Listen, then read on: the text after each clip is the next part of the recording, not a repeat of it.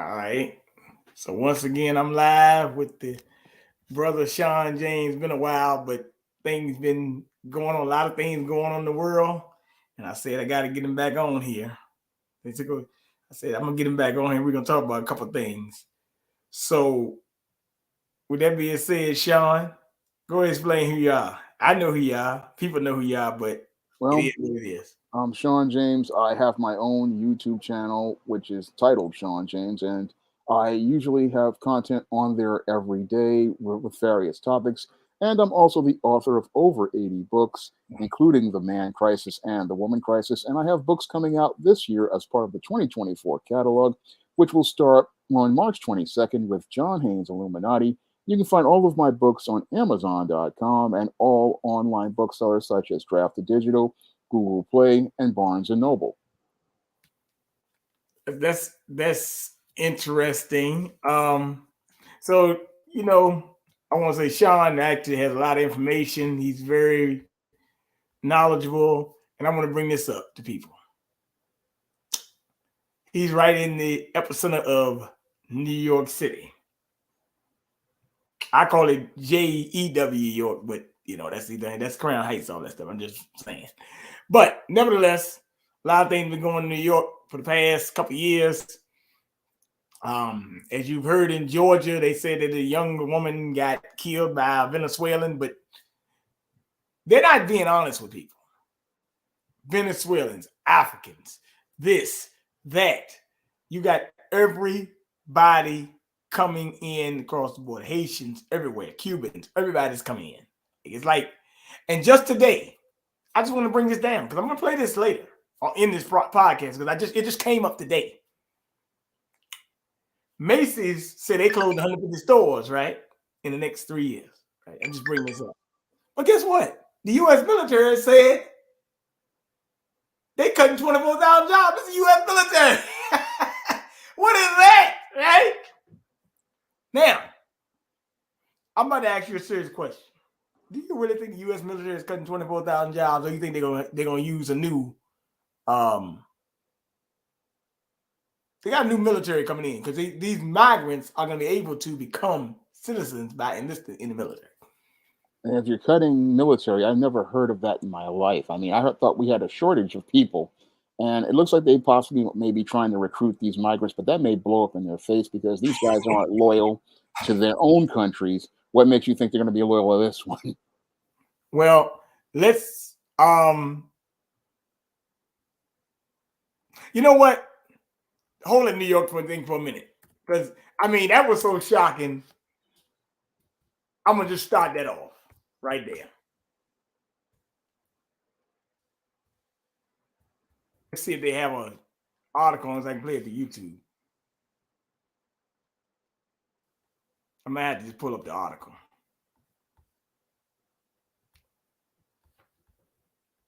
Because this just came out today. Matter of fact.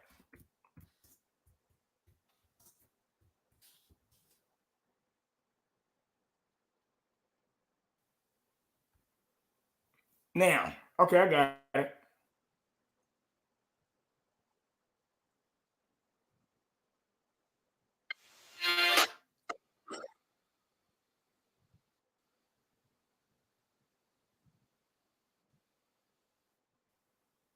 Layouts, but still keeps it intuitive at every step. So you can. All right, another institution, by the way, undergoing major cuts, the U.S. Army. It is reducing the size of its total force by 24,000, or almost 5%, in preparation for future wars. Now, an Army document says the service is, quote, significantly overstructured. There are also not enough soldiers to fill existing units, by the way, due to recruiting shortfalls. I thought to myself, Mick, and you know about this significantly more than I do, but if the U.S. Army can cut, why can't the Defense Department cut? Why can't the federal government cut? I'd be fascinated to know how this happened because we tried to do this a bunch of times. And the Pentagon's answer was always, we can't cut, we can't cut, we can't cut. We're too small already. We need to be adding more people. So I'm not really sure what's driving this. I think there's a lot more to this story yet to come out because this is groundbreaking. It is for the Army to cut back on their sizes like this.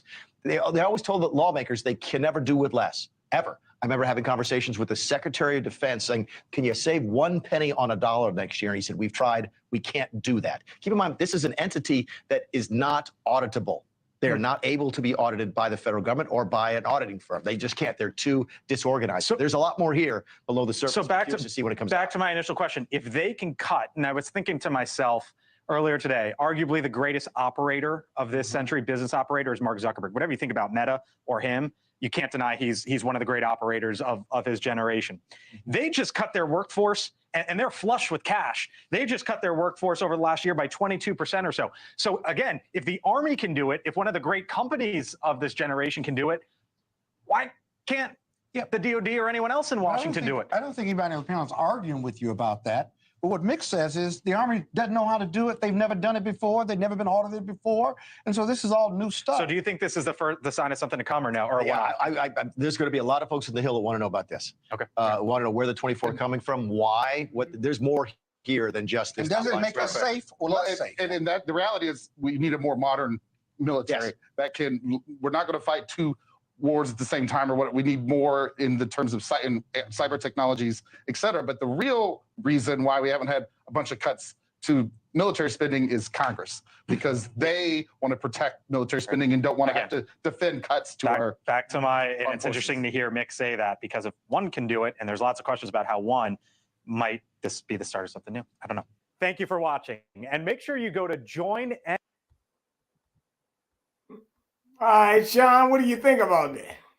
Well, that just sounds quite disturbing because they've never, ever cut anything for the military. I mean, like the people said, there's always been money for the military and they've always looked for more. Moreover, they've always said that they've had a shortage for the last 2, maybe 3 years going on. And I'm sitting there wondering, how are you cutting soldiers if you're just saying that you had a shortage?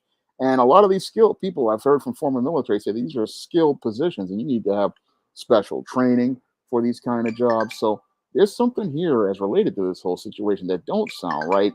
I mean, it really doesn't sound right, and it really is a real threat to our national security if people aren't going to take it seriously. I mean, if you're cutting soldiers, that puts us in a bad place, especially when you've got a lot of migrants in the country. I mean, it makes the country vulnerable and open to a possible invasion of some type. Okay, exactly. Now, but I just told you, I think they're going to enlist these people in the military as well. So this could be this is probably something deeper. Just, you got to think about this. This is, they're cutting 5%. That's quite a bit, isn't it? Yeah, it's quite a bit. So that's a big issue right there. So people need to be really paying attention to that. I mean, that just came up today. I told you that the 3 things I paid attention to today. That Cisco is cutting 700 test jobs, and Macy's said they're going to close 150 stores in 3 years. It sounded like to me that America's in a recession that we don't want to talk about. No, not a recession, a depression. Yeah, because if an economy is doing well, you don't have layoffs. You don't have people cutting workers. You don't have people cutting employees. You have them adding employees. So somebody's in denial about something here. Yeah. It's a very bad thing that's going on here. There's a lot of things going on now. Since, I brought that up, now we're going to get to New York City. So in I don't know, maybe about, well, you're there. Yeah, you name it in a couple, maybe a minute or so, and I'll play the video. Matter of fact, I'll tell you what. I'm going to play, since I just came up today, let me play the video first, and then you're going to discuss what's going on in New York. We'll do it that way, because it'll make more sense. This is breaking news that happened today.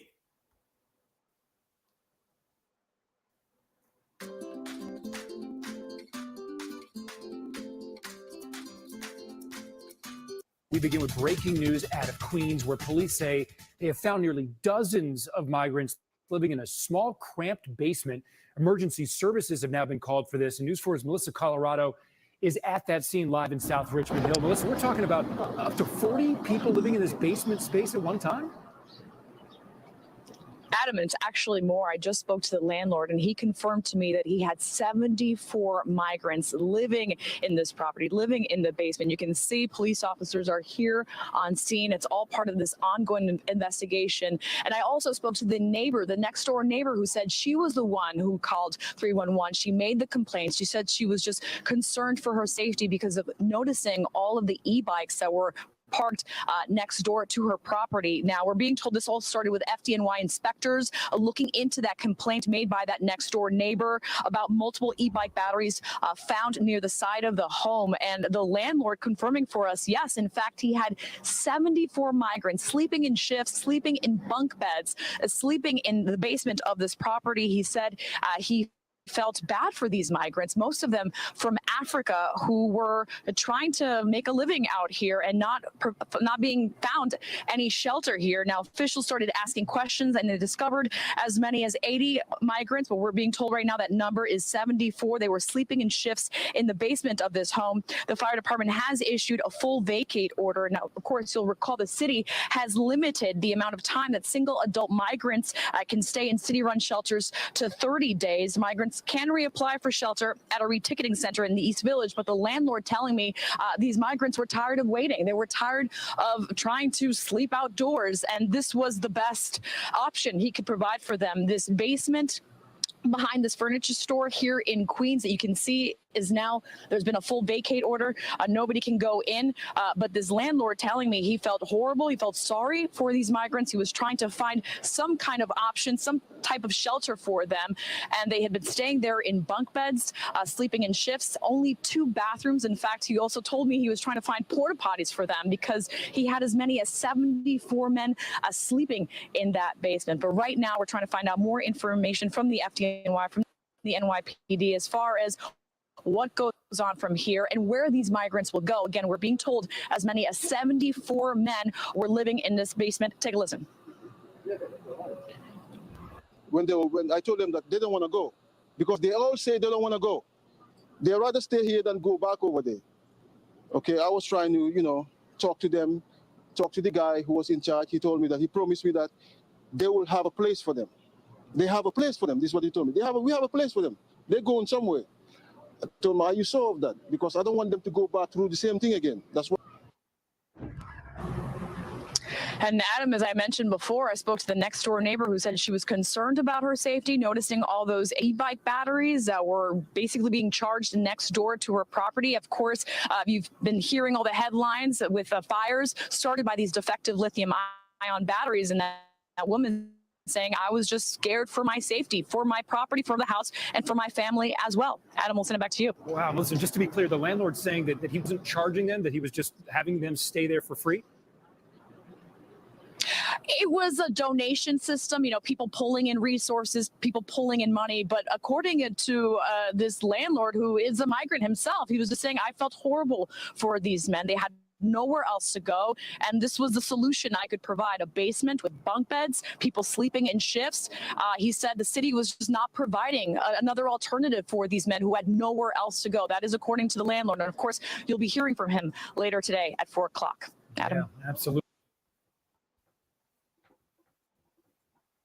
This is a All right. What do you think about that, Shawn?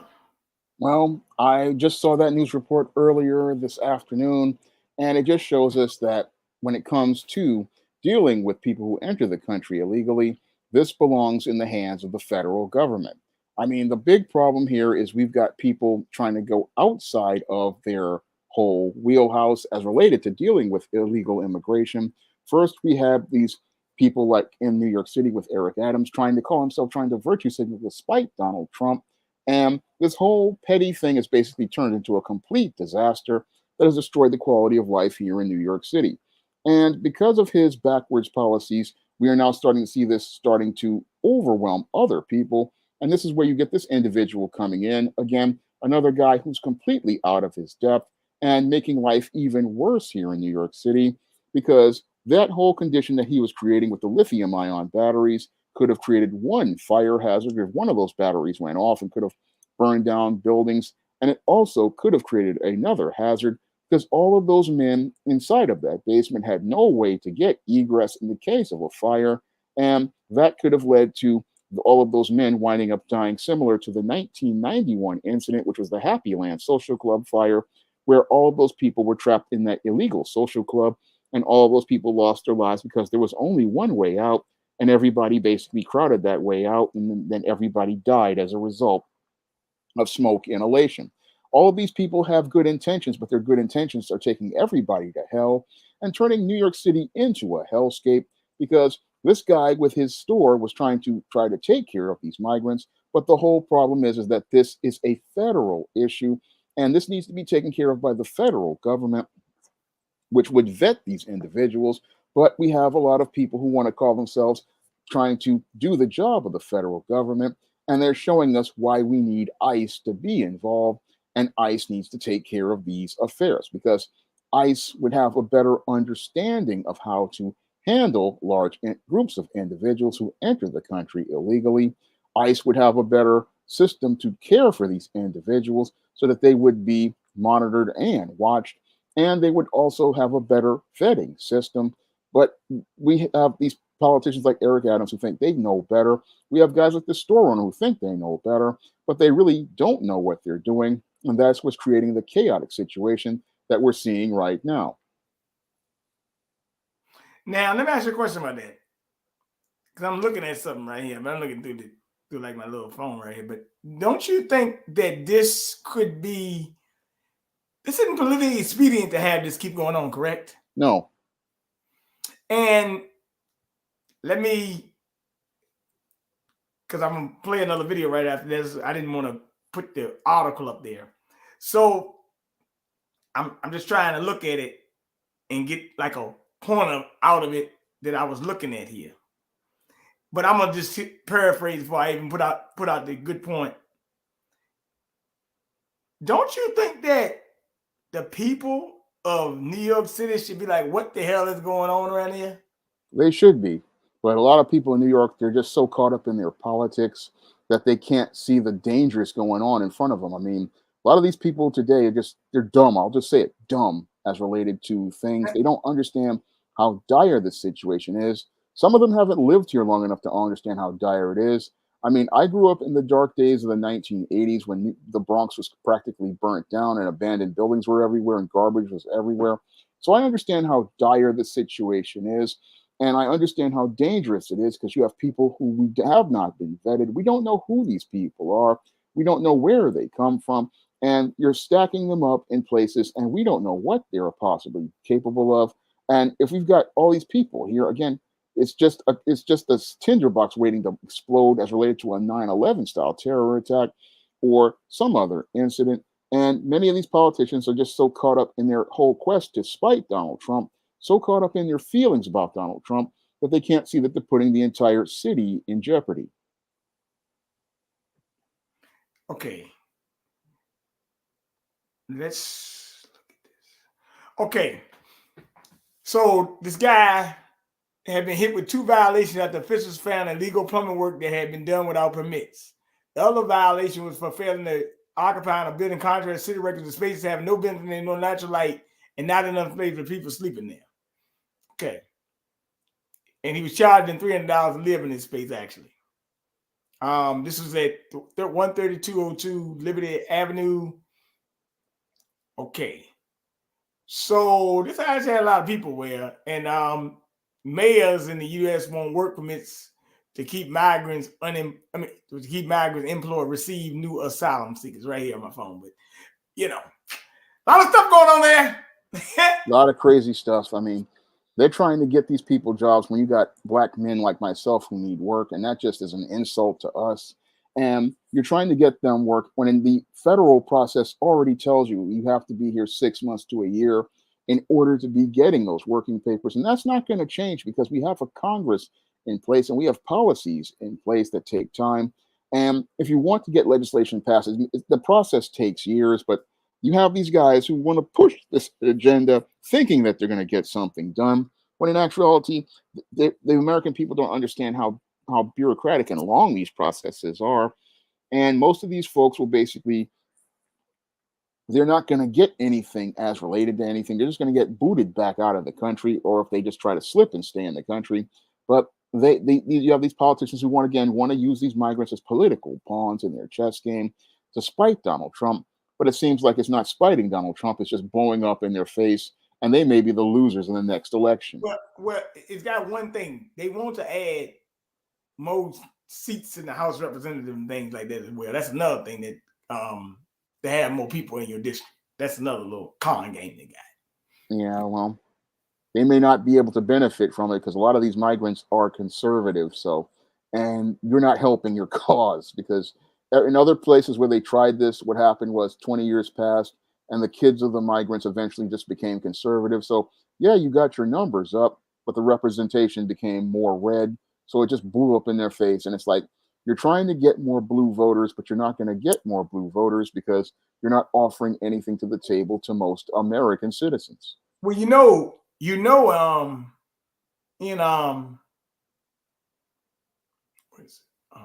Michigan tonight, they're having a primary, and a lot of Arabs, Muslim types were saying they were not voting for Biden in the primary about this thing going on in Gaza. So that was a big thing too. Yeah, well, that's that blowing up in their face again. They thought they had it. They thought it was guaranteed. They thought, oh, we'll bring these guys over here and they'll vote blue. But those people have never voted blue. They have always been about their religion. They're always conservative. And they feel that this whole Gaza situation is a threat to their religion. And Joe Biden has basically blown those people off because he's more focused on Ukraine than he is on Israel. And with Israel, he's focused on the people of a certain religion. So this is blown up in his face just beautifully because he just doesn't understand how reality works. And he doesn't understand it because he doesn't really care. He thinks he's going to get money off the side.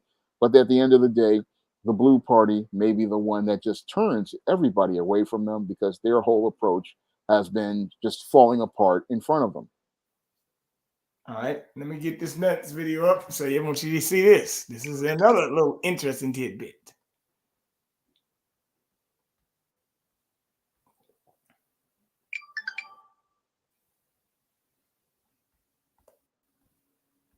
Migrants. 2 people were arrested after yet another fight breaks out at the Randall's Island shelter. Our Fox 5's Morgan McKay joins us now in studio. And Morgan, the mayor planning to take some major action in response to this latest accident. Steve, Natasha, at least 2 migrants were arrested and charged yesterday after a fight broke out at the Randall's Island migrant shelter. But this comes as Mayor Eric Adams is also pushing for changes to the sanctuary city laws that would allow the NYPD to turn migrants accused of a crime over to ICE. You don't have to be a behavioral scientist to state that we're creating a terrible environment. Mayor Eric Adams says the city is installing metal detectors at the migrant shelter on Randall's Island, and he is planning a visit to the site after another fight broke out at the shelter Monday night. According to the NYPD, a 23-year-old migrant struck a security guard in the face, causing a scuffle. 2 migrants were placed under arrest and charged, but this marks the 3rd violent incident to occur at the shelter in just the last several months. Adams again renewed his call to the White House to give migrants faster access to work papers. You place 1,000 people in one setting and tell them they can't work. All they can do is sit around all day. Tempers flare. Adams is also making it clear that he wants to make changes to the sanctuary city laws. Under Mayor Ed Koch and Mayor Michael Bloomberg, the NYPD was allowed to alert ICE when a migrant was accused or arrested for allegedly committing crimes. However, now migrants are only passed along to ICE if they have been convicted of a crime. Immigration advocates are staunchly against this change, and Council Speaker Adrienne Adams says she has no plans of introducing anything like this legislatively.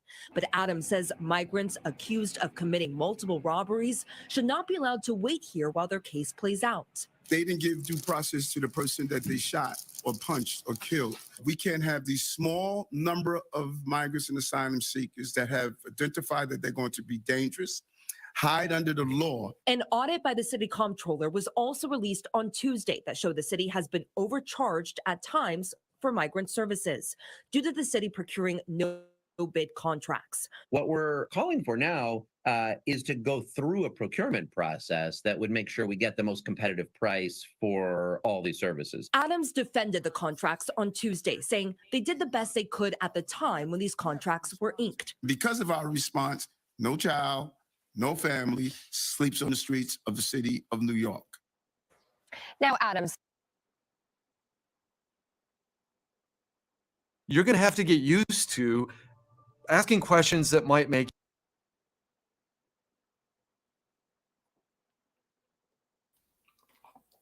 What do you think about that, Shawn? Well, I think Eric Adams' mouth where to check his behind couldn't cash. And now he's trying to weasel out of stuff. And the way to get out of this whole sanctuary city thing is very simple. It's very simple because More violence the involving law that migrants. Bill de Blasio basically put on the books is unconstitutional because it violates the supremacy clause of the US Constitution. But Eric Adams doesn't want to talk about that because he wants to hide under the sanctuary city laws to try to use them as a deflection for his lack of accountability as related to this situation, because the entire migrant crisis is something that he created when he decided to play this game with Greg Abbott. Now, when he decided to play this game with Greg Abbott to virtue signal to show that he wasn't a racist, he went out here and actively showed himself shaking hands with migrants. And now that the migrants have bit him on the ass, what he wants to do now is go out and try to find a way to weasel out of this. And he's trying to weasel out by trying to make this whole thing talking about he's trying to get the sanctuary city laws changed, but the sanctuary city laws that were established by Bill de Blasio were unconstitutional. And they're unconstitutional again because you're interfering with a federal agency, something Michael Bloomberg and Ed Koch understood. They understood if an individual is charged with a crime, this is where you turn it over to ICE. And this is where you deal with this because that's how the Constitution works. Again, federal superseding state. But Eric Adams, because he's a big dummy and wants to try to maintain the policies of Bill de Blasio in an effort to try to get brownie points with the Blue Party in this virtue signal, continues to try to maintain these policies that are untenable because, again, they violate our federal laws. And again, when it comes to migrants, they need to be dealt with by the federal government, especially if they commit crimes. Because if you're saying you're seeking asylum, then you are supposed to be seeking asylum from some sort of issue, some sort of struggles. You don't start trouble in your home country. And what Eric Adams said about them needing to get these working papers expedited, that's all BS. Every person who enters this country illegally knows it takes a year to get those papers started, and it takes a year to get them processed. You need to be in the country for a good 6 months for that to happen. Everybody knows that, but you can't speed that process up because there are background checks that need to be done. We need to find out if this person was a criminal in their own previous country, if they've had mental health issues, if they are somebody who is somebody we can has any sort of thing to offer before you give them working papers. This is something that the mayor knew beforehand. And again, he also knew that the process for government takes a very long time. So you're not going to get anything sped up as related to Congress because Congress has to write the laws that change as related to immigration. So with a red Congress currently in place and a partially red Senate, nothing's going through as related to those policies. And the calls to Joe Biden to change things isn't going to change anything because this is a process that takes a long time. It may take years for things to get through. And this is what flies over. This is what Eric Adams just doesn't understand with his blockhead, this cream of wheat, man. Just doesn't understand that when it comes to government, the process is very slow. So he's sitting there talking about things as related to this whole situation of getting these people work. You're not going to get them work, but you can get them out because, again, according to our U.S. Constitution, you're impeding the work of the federal government. And that basically takes all of Bill de Blasio's sanctuary city laws, renders them void because they are clearly unconstitutional. All right. Well, I'm gonna bring up one more thing, and then I gotta talk about this crazy thing that happened in Virginia, and then we got to get to these layoffs and things like that. All right. Georgia's having a big time here. It's taken my family generations.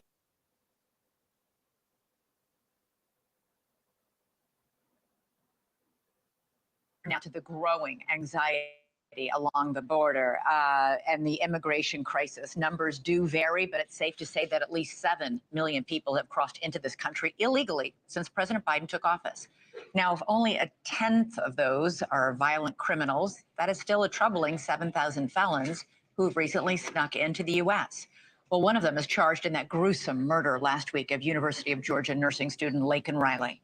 And today we learned more unsettling details. Venezuelan Jose Ibarra allegedly used an object to hit 22-year-old Laken Riley in the head so hard he, quote, disfigured her skull. That is according to court documents obtained by News Nation. The illegal immigrant then allegedly dragged Riley's lifeless body to a wooded area on campus to try to hide the brutal crime of opportunity. Georgia Governor Brian Kemp just came on News Nation moments ago and said we need to do better at the state and federal level to get these migrant criminals off our streets. I think the biggest thing is making sure that we have local governments, local law enforcement that's willing to work and communicate with ICE and Homeland Security and state resources and others, so that we know who these people are. Right. Especially if people that are here illegally have committed crimes. I mean, we don't need to be letting them back out on the streets again. We need to be deporting them or detaining them so they're not creating more crime in our neighborhoods. Well, Ibarra illegally crossed the border in 2022. He was subsequently released by border officials, actually after only 21 hours, due to a lack of space. Then, a year later, he was arrested in New York City for endangering a child. Outrage over Riley's murder is leading members of Congress to demand answers from the Biden White House over how someone like Ibarra was able to slip through the custody cracks. And that outrage isn't only being felt on Capitol Hill, it's also hitting border communities thousands of miles away, say in Southern California, which is where we find News Nation's Jorge Ventura. Jorge, we know that they've been releasing hundreds and hundreds of migrants on the streets because the holding facilities are full down there.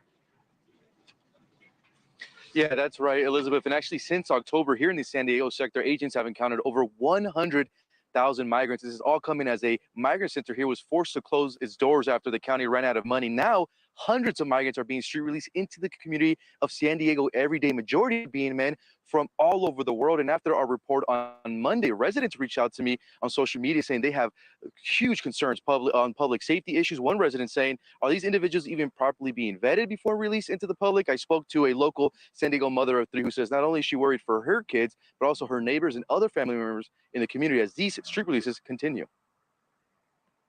It is very concerning as a mother. I have a daughter who is 19, so I see my daughter as that student. We are concerned for our children, our daughters and our sons. You know, truthfully, there's an opportunity, a crime of opportunity for many of these migrants that are coming in. And this is coming as Border Patrol agents have encountered over 100,000 migrants from 75 different countries since October. And federal agents are also expressing to El Cajon Mayor Bill Wells to expect migrant street releases to start up again in his community, a community that's already dealing with a growing homeless population. Here's what the mayor had to say about the ongoing situation. We don't know why they're here. We don't know if they've been in prison before. We don't know if they're here for good reasons or bad reasons. But we're already seeing in New York that there's been a lot of migrants been involved in violent crime in New York City. Obviously, in Georgia, we just had that nursing student who was murdered. And I think we're going to find out more about that. And I think that's just the tip of the iceberg. And Elizabeth, as you mentioned, Ibarra was actually, when he crossed illegally, was released in just around 21 hours. And what was interesting is when I interviewed migrants that were street released on Monday and asking them when did they cross illegally into San Diego, they said that they crossed late Saturday night and less than 48 hours later have been street released into the community. And that's what's going to worry residents. And as of right now, the county of San Diego has not approved any more funding for the migrant crisis. So expect those street releases to continue every day. Those street releases really have people on edge. And as a Border Patrol agent told us last night, literally no background checks are done on these migrants. We know many of them are just here for a better life, but we don't know who they are, where they come from, and what their lives were like or what their criminal history may be. Jorge Ventura, thank you so much for reporting live from the... Yeah. What's your thing on that? Well, that's tragically what happened to that poor, unfortunate nursing student. My condolences go to her family. I mean, I'm sorry that happened to her. But this is all because a policy just went berserk as related to this big virtue signal that we can bring people into the country. And what's really troubling to me is that 20 years after 9/11, America really has shown how it really hasn't learned anything. I mean, and what's scary about 9/11 is all of those hijackers came into the country illegally, and we are letting people into the country illegally. And what's scary is we don't know who's coming in or if they are planning something with malice of forethought for the country. But because most of the politicians here and the business people here are just so caught up in virtue signaling, they don't understand the danger they're putting everybody in. I mean, what we have now is a migrant Willie Horton going on with what happened in Georgia. But I fear what could happen is a 9/11 style terror attack where they use slip a terror cell into these migrants and use them to go out here and participate in a terror attack. That is my greatest fear as related to this situation. And I wouldn't want to see something that horrific happen to wake up all these people about why we need to protect our border. Because if we don't have a strong border and a strong boundary, people will think that they can get away with violating our federal laws, and then they'll believe they have a right to violate our state laws and violate the rights of people. And this is all due to a weak government run by a weak president and a weak group of woke politicians who are so busy trying to prove a point about diversity and so-called inclusion that they've taken it to the extreme of including those without proper vetting. I mean, you want to include people, but you don't want to include Black people in any sort of business or government or give them opportunities, but you got to give some people opportunities to harm Americans. And that's what's so completely insane about this whole thing as related to the situation with the migrants. They're harming people, and many of the politicians are just sitting there sitting on their hands. And I hate to believe that we would need a terror attack to happen or some sort of great tragedy for people to wake up and see the danger Joe Biden and the left have put us all in.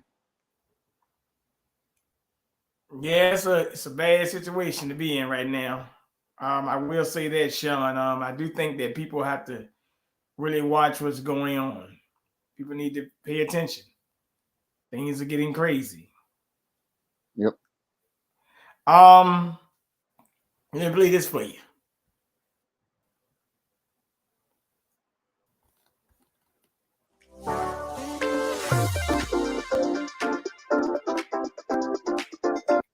Macy's is closing roughly 30% of its locations over the next 3 years, while boosting its focus, I should say, on luxury brands.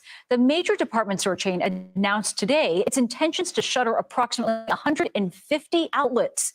The company says it is simultaneously expanding its luxury store footprint. Macy's will add approximately 15 Bloomingdale stores and 30 Blue Mercury outlets through 2026. This is all part of its new strategy. Here to break this all down for us is CBS News Money Watch reporter Amy Peakey. Amy, very good to see you. So what should we take out of this new development by Macy's? Yeah, I listened this morning to the analyst call with their new CEO, Tony Spring, and he outlined this plan, which involves investing in Macy's 350 best performing stores. And he talked about improving the merchandise selection at Macy's and adding more staff, saying, we need better customer service, among other changes. And the retailer is also, as you mentioned, going to invest in its luxury brands, Bloomingdale's and Blue Mercury. And what's important about that is those brands are actually doing a lot better than Macy's. I think one thing that a lot of people are wondering about, though, is where are these locations that are going to be shut? Now, the company isn't announcing yet where these locations are, but I mean, it could make an impact on people who rely on their local Macy's. And of course, many workers could lose their jobs. So that's something we're going to keep an eye on and we will be updating. When we look at this shift, does this new strategy indicate the department store chain is in trouble or just the opposite? Or is it neutral? Well, Macy's has really been trying for years to right the ship. You look back in 2018, it has 650 stores. It's been shutting stores to try to improve its performance, and nothing really yet has worked. One analyst this morning said that this refocus should be good news because this is coming after Macy's has historically neglected its stores. And that was clear in its fourth quarter results, which it also reported this morning. It was very weak at Macy's. Macy's same-store sales were down 6% in the most recent quarter. There are a few bright spots. Bluemercury sales rose and Bloomingdale sales were down, but not as much as Macy's. So it could be good news, but analysts say we need to see the proof in the pudding. And Amy, this all comes as Macy's is facing a takeover attempt. So talk to us about how that potentially factors into this new strategy. Yeah, this is a really important part of the story. Macy's last month turned down a takeover offer that was worth $5.8 billion from an investment firm, saying that it lacked compelling value. And since then, those investors have launched a proxy fight by nominating a slate of its own directors to the board. So, basically, Macy's has this new CEO, Tony Spring, and they're trying to prove to investors, hey, we can do better than that. We can do a better job by overhauling Macy's with our new plan. And so far, we'll see, but so far investors actually seem to be buying it. A look at the stock today, it's up 5%. So, this is a long-term plan. These store closures will happen over 3 years. So I think it's a wait and see situation. Amy Peakey, thank you very much for joining us. Macy's is.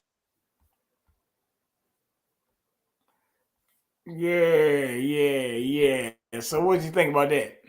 Well, I think that they're trying to cover up a lot of problems over at Macy's because this year has been really bad last year was really bad for retail. They had a really poor fourth quarter, and I saw the damage that was done as a toy collector. I've seen the damage that was done. Macy's has bought a lot of assets, like they bought Toys R Us, and they're carrying a lot of weight. And they're not in as good shape as people think that they are. Because, again, if a company is doing well, and their focus is customer service, they will be trying to add employees, they'll be trying to do more advertising, they'll be trying to get people into the stores. But when a company's not doing well, they start talking about shuttering businesses.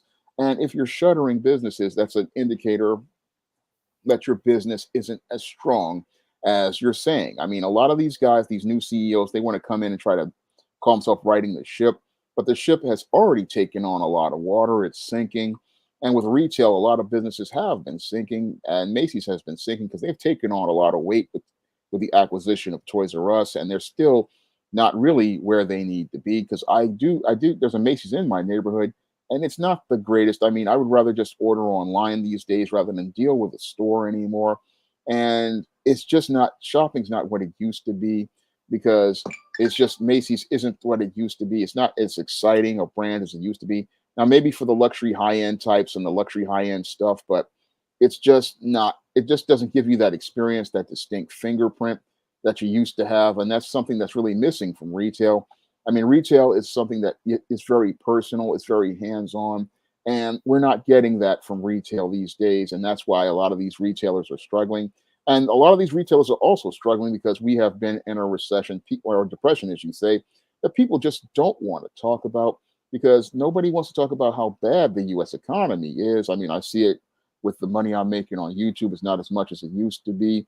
And I see it all the time with my book sales on Amazon, which have been pretty slow this month. I only had about 7 sales this month, and I used to have 20 sales a month. But it's really bad out there for retail. And people don't want to talk about it because everybody wants to keep the rose-colored reality with Joe Biden that the economy is doing well. But when I look at the layoffs, when I look at my own book sales, and I look at my YouTube revenue, it's showing me that the economy is not doing as well as people are saying. And it's showing me that things are not going as great as people want to do. And with this whole Biden presidency, gaslighting is a way of life where they try to tell us that everything is good. But the whole thing is, when you're in denial, you don't even know you are lying. I'm going to say this. So Biden, them telling you that the unemployment rate for Black people is 3.7% or 6% or whatever, right? You got to be an asshole, a dumb ass to believe that bullshit. Okay? Because I just showed you a lot of these layoffs, right? I just showed that. Yeah. Right? Okay. Yeah. Does anybody know how unemployment really works? I know you know that. But when they tell you unemployment, that is not a thing to tell you. When Barack Obama left office, only 64% to 62 or something right now was in the labor market. Okay. I know Barack Obama like tell you, oh, you know, I got unemployment down for black people, whatever. That's bullshit. Because you had 35 to 40% or more people in the inner cities who weren't even working. Matter of fact, not only they working, they were actually kicked off the roads because they had been unemployed so long. And unemployment only counts when you file. Yeah. I know that because I was one of those people who, when his unemployment ran out, I had no more money and no more options. And I'd been trying to get a job for 2 years and nobody would hire. I ran into this HR brick wall. So I know all about those statistics and how they get manipulated. And as a matter of fact, under Obama's administration, not only was you running out, they were kicking people off the roads quicker to act like their numbers got better. Yeah.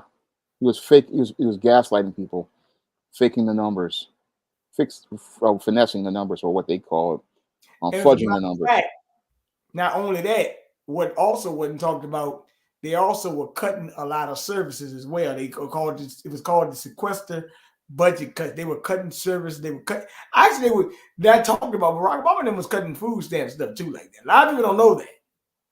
I read about that. He's a slimy prick. But a lot of people, and they're going to do it again now with migrants, but this time they're siphoning off them, but they're giving it to them. It's a little different. They're trying to get you on universal basic income or something. And Arizona said they're not going to try to let universal basic income happen. But Andrew Yang talked about it years ago. But we got to understand that we're in a serious predicament right now, and people need to be worried about what's going on. Because as they say, Biden won the primary day in Michigan, but he only got, I think, 79%, which 15% were uncommitted. Now, the big thing here that nobody's talking about with this whole thing with Biden, you know how they say he won the South Carolina primary by 96%? Yeah. It's easy to do that when you're running with nobody hard against you. But check this out. Only 4% of people came out to vote. So he didn't really get any sort of victory. No. He got in one county, 820 people, another. Out of that whole state, Biden got 120-something thousand plus votes. Out of the whole state. So he got nothing. In a national election, he might get destroyed. Well, it's funny because they were trying to tell you he looked good, but you're only getting 4%, right? And you get 96% of the vote. I go how many people voted, right? Yep. That told me that the thing ain't looking good. No. Whereas you didn't, and as a matter of fact, even with the girl, they tell them, oh, this girl, Nikki Haley, she got all these, she lost, and they tell me, oh, she still got 30% of the vote. One small problem, Shawn. Nearly half of the people who voted for Nikki Haley in that primary voted for Biden in 2020. So, seemed to me that to tell you that these people just were voting for her because these were really Democrats voting for Nikki Haley. Yeah. Whole lot of gaslighting going on with this election. Whole lot of lying going on. And Joy Reid, she comes out and tell you that Nikki Haley is lost because you got white evangelicals that racist, something like that. Now, I'm going to say this to you. People never talk about this. And people need to stop lying. The same white racists they claim voted for Donald Trump, right? Voted for Barack Obama twice. Got to remember, Barack Obama had to win Florida and a couple other states to win, didn't he? Yep. Okay, then. So that's my point. So stop. So you need, like I said, it's always gaslighting. Let me ask you a question, man. What do you think about you and I are from up here, but up in Virginia and South Carolina, we got a restaurant called Cookout. What do you think about Joe Biden eating cookout dinner with those that family out there in North Carolina? He's probably trying to pander for black votes if that's the case. Yeah, he pander because what and they try to do is the guy says that, oh, Mr. President, you helped me relieve myself of student loan debt. No, this that's another gaslight to try to trick you into thinking millennials into thinking he's for you. It's like, no, that stuff is going to get reversed because it's unconstitutional, and he just plays games with people. I mean, what he wants to do is he gets your vote, he gets you to vote for him, then he gives you nothing in the end. Passively, he'll give you something in the beginning, but then aggressively you'll lose it, and then the Supreme Court declares it unconstitutional. But he'll have your vote. Now, I'm gonna ask you a question about the Supreme Court. Not about the Supreme Court. Not about the Supreme Court. Does anybody know that they just came out? I think they just came out and told you the other day, the American economy.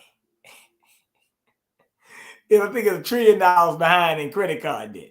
You heard what I said, right? You heard it. Yeah, $1 trillion. That means the credit card companies are about to implode.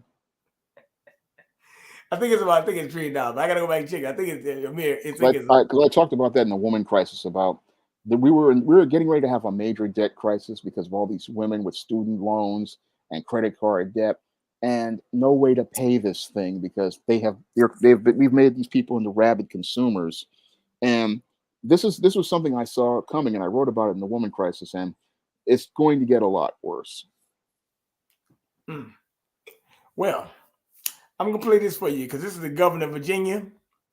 I met her one time in a restaurant down here. I'm gonna bring this up before I close out. I want to bring this up because she was nice. She's a Republican lieutenant governor, Winsome Sears. But I'm gonna play this clip for you. This happened, I think, last Thursday.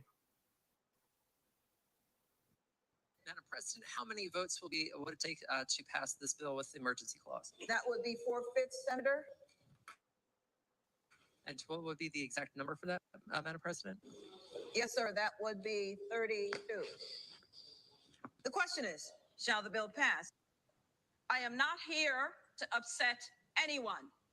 I am here to do the job that the people of Virginia have called me to do, and that is to treat everyone with respect and dignity. I myself have at times not been afforded that same respect and dignity. But in this body, and as long as I am president of the Senate, and by the grace of God, I will be treated with respect and dignity, and I will treat everyone else with respect and dignity. Madam President, how many votes would it take? I pulled up the wrong clip, but let me explain what's going on here. Okay, that's a transgender, right? Yeah. So they had a thing up in the Capitol or whatever. She's the president of the Senate because she's the lieutenant governor. So what happened was she called him sir or whatever. And they went on 2 5-minute recesses because they said that, they were upset that she misgendered him or something. And as you saw, she said that I need to be treated with respect, but I haven't been treated with respect. And you see, and that was her apology. And they said, but you're not really apologizing to Jan Denver. So they basically said, well, if you don't apologize wholeheartedly, we're going to keep on going on recess. We don't want to come back to do session. Now, I mean, there's some crazy stuff, ain't it, man? Yeah, it is. Okay, so I think she said, sir. The transgenders say that they're supposed to be referred to as a her. Whatever. Who cares? But my thing is, we're getting in a real serious situation. We're going to stop a meeting because of some damn pronoun, man. This is some real clown stuff, ain't it, man? It is. And I say this. We got to stop apologizing to people all the time for this bullshit.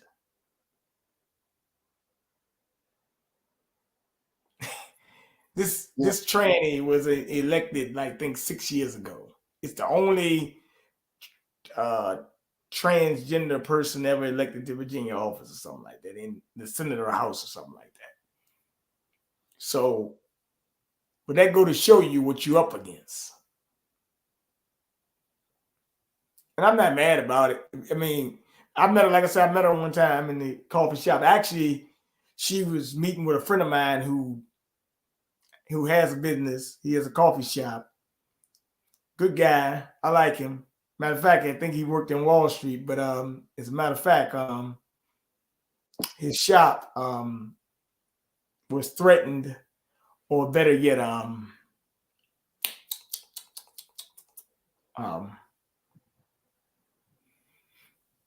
put it this way, a lot of people stopped coming and trying to support him because, you know, he said that he didn't support, he supported what the Supreme Court did versus Roe versus Wade, and that, of course, pissed liberals off or whatever, clowns or whatever off, and they got up, they said that you don't support the women's right to choose and stuff like that, blah, blah, blah, and you don't need it.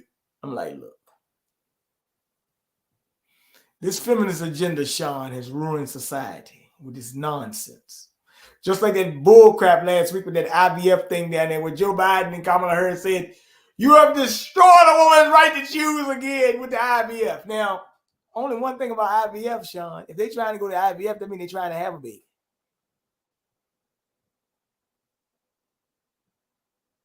So that's kind of interesting.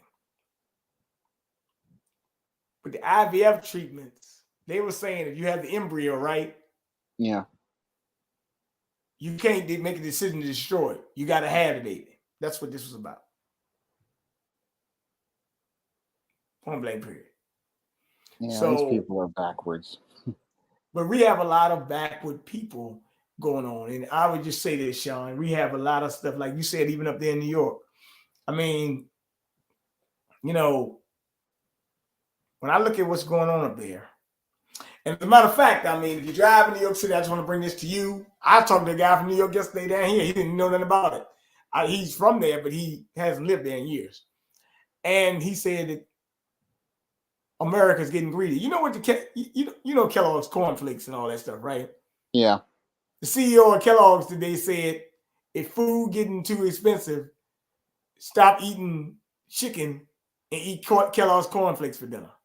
That's what he It's said. disconnected. These guys are out of touch. They need to be kicked out of these jobs. You got so many Man people. said, man. He said, eat Kellogg's cornflakes for dinner. It's cheaper. Man, these people are like the French elite before the French Revolution. They're just in their own world. They don't live in reality. I'm sitting there saying to myself, well, look, I mean, if that's what people want to eat, that's what they want to eat. But I said, damn. I said, well, at least he's telling you. But I will say this. We're dealing with a lot of elitists right now. We are. And what happens to elite most of the time when the people feel overburdened, John? Well, they overthrow them. They kick them out. People rise up, don't they? Yep. They got a case in Pennsylvania on Thursday at the Pennsylvania courthouse about the Amish people, because the Amish are saying that the federal government is trying to intrude on them again and stop them from planting and giving out raw milk and things like that. Now, the Amish been doing that forever. You know that, right? Yeah. They don't want to mess with them people. Don't Amish ain't no joke. But well, in France, they had a big protest and blockade, and the French government actually had to back off a little bit and say, hold on, these people saying, hold on, you're not gonna keep on telling us we can't grow our crops now. All right, just think, you know. Crops is a way of life in France, especially with the champagne and they messing with the raw woods. So what I'm saying is they had to back off a little bit. And I'm gonna say one more thing. In Brazil, they say they got a 400% increase of dengue fever from the Bill Gates, what they call them, gene edited mosquitoes. And they say they want to try to, you know, the children that are 10 to 14 or something to prevent this dengue fever or something like that. I said, no, wait a minute now. That sounds very familiar, doesn't it? Yes, it does. To a certain shot you can't talk about. Yeah, but I'm just saying that a lot of things are going on, and people have to, you know, pay attention to what's going on.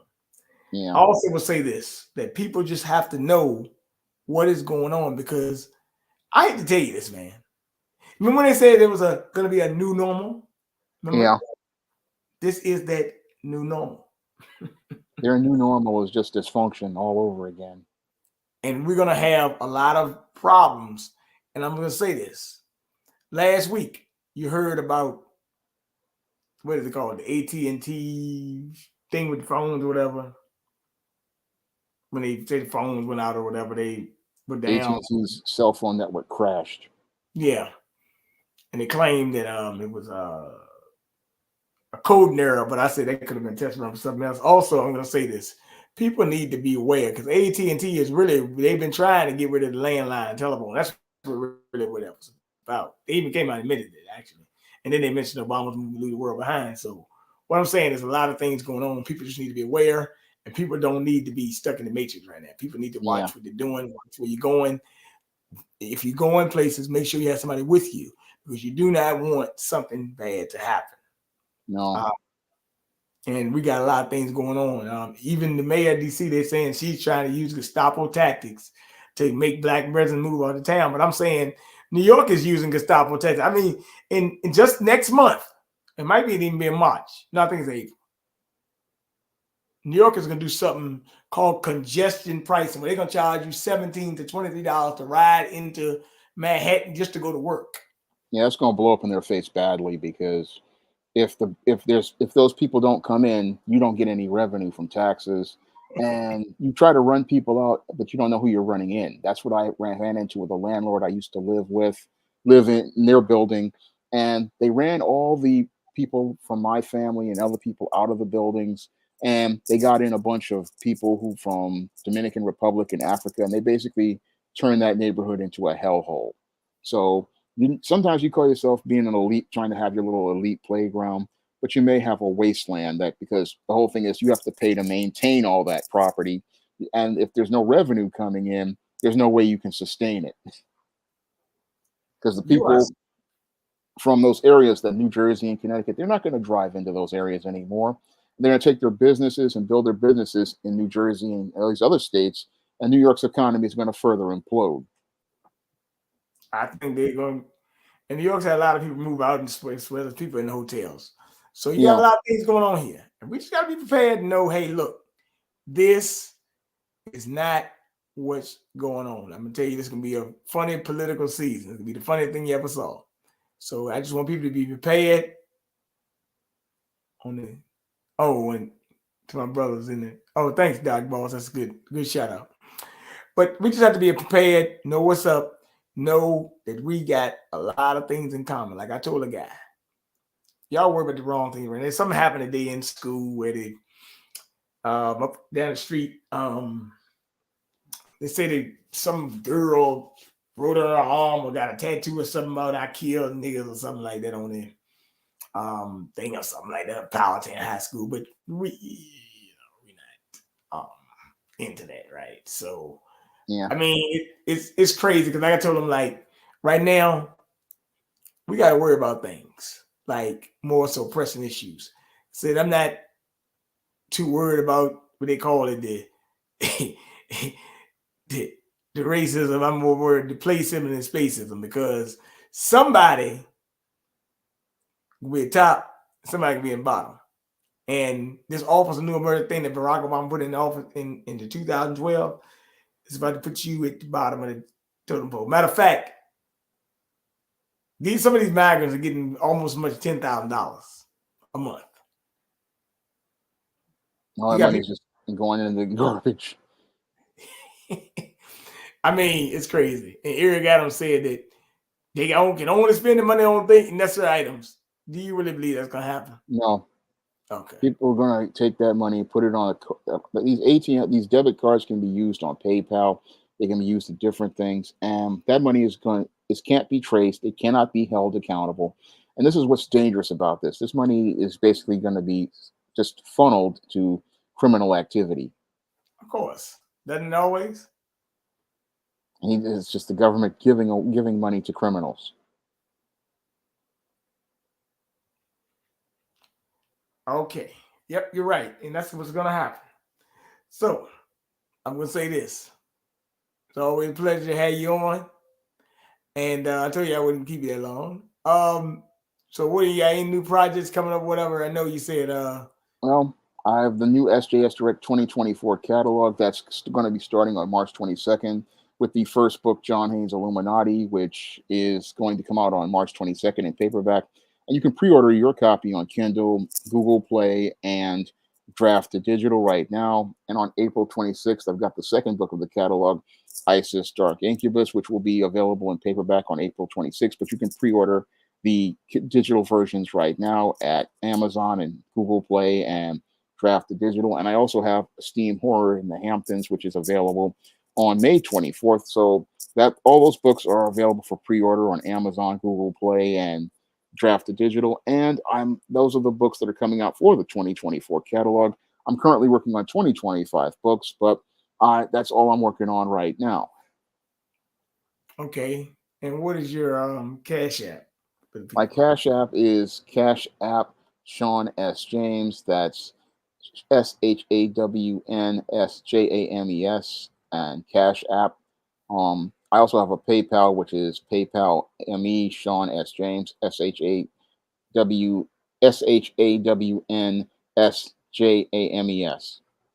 You can find all that information in the links in my description box. I can put them in the chat as well. So. Well, I'm gonna put the wait a minute. I'm gonna post this one because as a matter of fact, I got it straight anyway. Right. Here you go.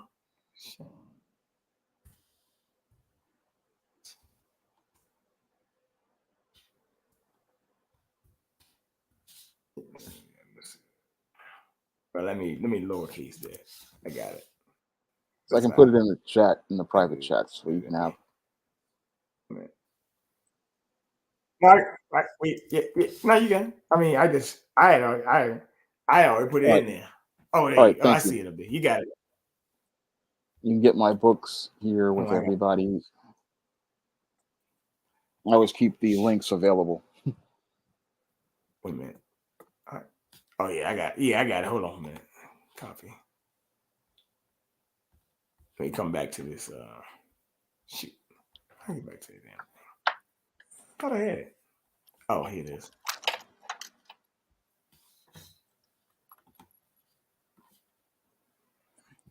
That's one. Okay, where my private chat at? Oh, I ain't mean to go there. My bad. Hold on for a minute, homeboy. Wait a minute. Oh, here it is.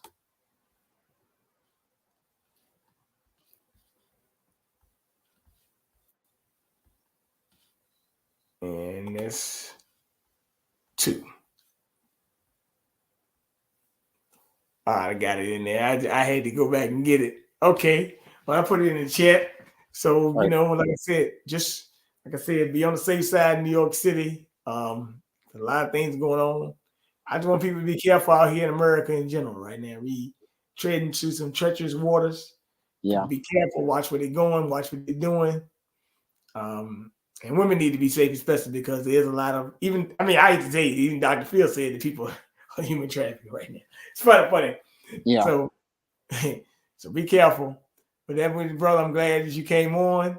You have a good night, and we'll do this again probably about a week, couple weeks or a month or so. All right. Thank you for having me on. A lot of stuff gonna happen in the next couple weeks anyway. So just be prepared. Yeah, I'll keep my eyes open. Thank you for having me on. Thanks, sir. Take your time.